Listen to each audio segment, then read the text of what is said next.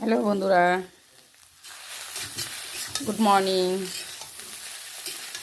কাল আমরা বোনের বাড়ি থেকে বাপের বাড়ি চলে এসেছি রাত্রেবেলা, রাত 11:30টায় চলে এসেছি। তাই আজ বাপের বাড়িতে খাচ্ছি, রান্না করছি।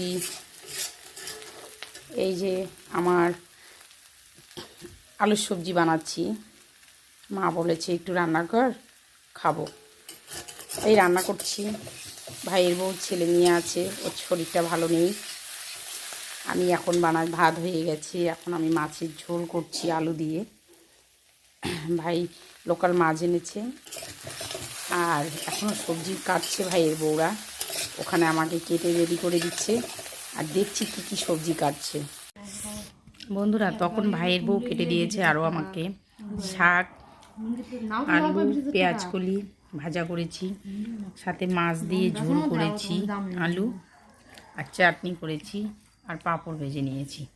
আমি তো সেই জমিয়ে খাচ্ছি, সুস্বাদু হয়েছে, আর সবজিগুলো খুব সুন্দর হয়েছে। সেই আমরা তিনজনে খেতে বসেছি, মা, ভাইয়ের বউ, আমি।